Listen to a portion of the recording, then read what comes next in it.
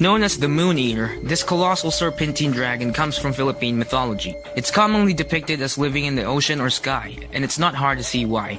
With a mouth the size of a lake, this monster would have had trouble living on land. It also has whiskers, gills, and 2 pairs of wings, one bigger than the other.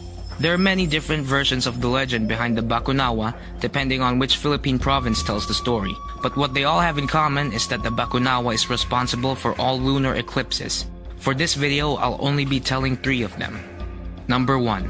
Bathala, the deity who created the world, also created 7 moons in the night sky. Looking up from the depths of the sea, the Bakunawa saw them and was mesmerized, so much so that it decided to claim one for itself by eating it. After flying up and swallowing 1 moon, the creature returned to its home, satisfied, until it noticed that the moon inside it was melting away. The dragon wanted a moon that would last, so for 5 more nights it returned to the sky to devour 1 more moon, each one of them melting inside the thing's stomach.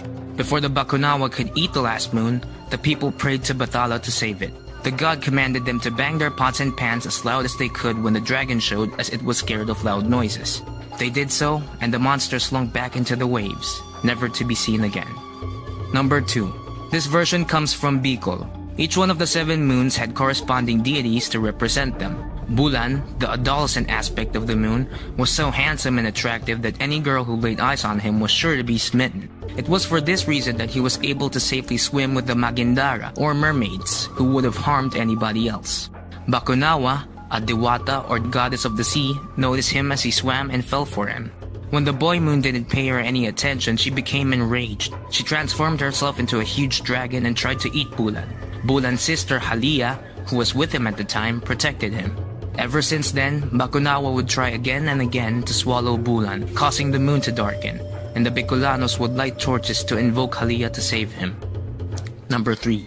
The Bakunawa loved a human girl, who he lived with in her home. Once the chief of the girl's tribe found out, he had the house burned while the Bakunawa was away, which killed the girl.